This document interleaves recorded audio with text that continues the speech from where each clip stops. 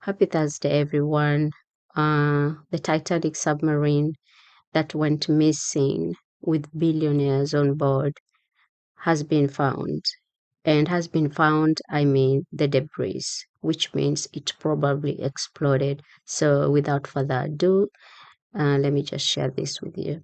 Thank you for watching. The use of the word debris, the fact they've tweeted this information out, which they clearly regard as significant in terms of the public realm. Yeah, the word debris doesn't sound good at all. In a situation and at a depth where the water pressure is huge, 38 bar. I mean, that's many times the pressure inside your car tire. It can do considerable damage to vessels the like of the Titan, you know, on the seabed 4,000 meters down. So should the worst have happened to the Titan, and we don't know if that's the case yet, that's to be confirmed, but should the worst have happened and that vessel was broken up somehow by the pressures at that depth, then the word debris would absolutely fit that worst case scenario. There is due to be a news conference. I'm outside the Coast Guard Command Center here in Boston. We expect to hear from them publicly on the record sometime soon, but this news doesn't sound good. It reads in a very dark way. The detail presumably will be fleshed out in time, and indeed they are still analyzing what has been found. This is a day, remember, when two remotely operated vehicles were sent into the depths, to the search area, or following the path line of the Titan. So today, really for the first time, they had the proper kit available to them, the proper kit with camera and sonar capabilities that would have enabled searchers to look effectively for the Titan. And on that day, they have discovered what they describe as debris. But, you know, the details are yet to be confirmed. We don't know what that debris is and what the significance of that news bulletin from the Coast Guard is. That will be confirmed in due course, but it doesn't look good. Why do billionaires have these stupid fantasies of doing stupid things?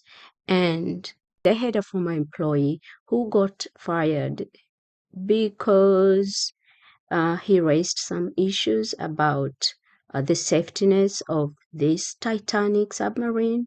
And so instead of fixing that problem, they fired this guy.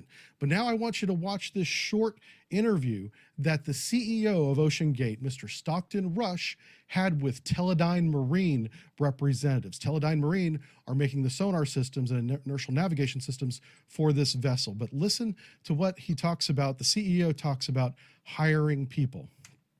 Yes, I mean, when I started the business, one of the things you'll find, there are other sub-operators out there, but they typically have gentlemen who are ex-military submariners, and you'll see a whole bunch of 50-year-old white guys.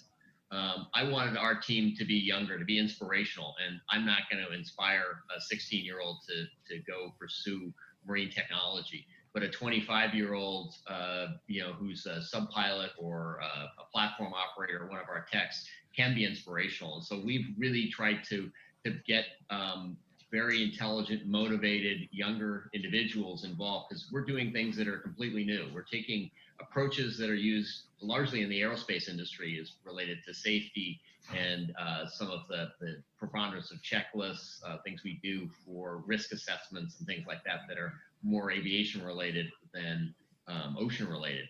And we can train people to do that. We can train someone to pilot the sub. We use a game controller, so anybody can drive the sub. All right, so Stockton Rush, the CEO of Ocean Gate Expeditions, avoided hiring submarine veterans because we're 50-year-old white men, like myself, and would not inspire young people. And that's a valid reason. I wouldn't expect, say, the young teenage generation to look up to me and be like, I want to be like that guy. I kind of get that. But also, You don't want to just only hire young college graduates that you would then train to inspire the next generation. You have to have subject matter experts at some point in the chain. And I'm not talking about the vice admiral that's on the board of directors. We're not even going to talk about him. He's a retired Coast Guard admiral, served, honorably, no problems there. But you don't seem to have a subject matter expert that's from the submarine community that could maybe talk about some of the problems that we're going to go over today. Just some things that I've seen just from your promotional videos on your site. The team included technicians that threw a hammer in college was his qualification, besides being a college graduate. Another college graduate was a surfer. He hired him on because he enjoyed his surfing stories, I guess. I don't know. But the idea was to train these young college graduates in operating the submarine with a game controller. Let's take a look at this game controller. It's a PlayStation 3 wireless controller. I really don't have a problem with it being a PlayStation controller. It could be any kind of controller that they want. I really have a problem with it being wireless. You don't want to control your submarine with a wireless connection.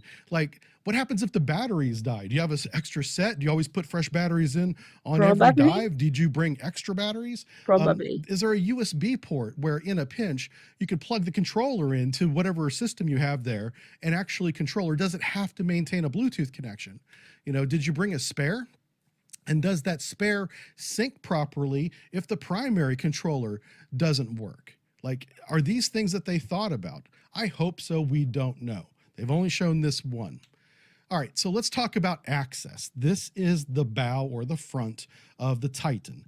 And the only way in and out of the submarine is through this forward hatch that is held on by 17 bolts. There is no other egress. There's no other way out of the submarine other than through the 17 bolted hatch.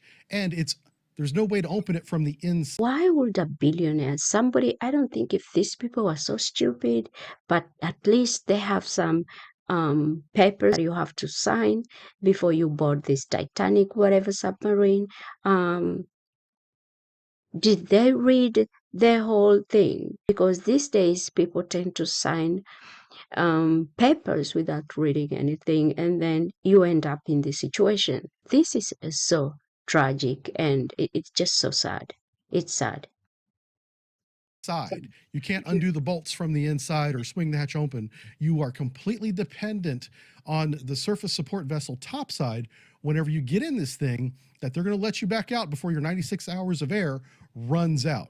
I saw a video, I think, of a man who was supposed to be on board with all these other millionaires, billionaires, and he read the papers and he said, no, no, I'm not boarding this submarine. I'm not going to risk my life. So he didn't go with them. And so this is so tragic. This is tragic. It is sad.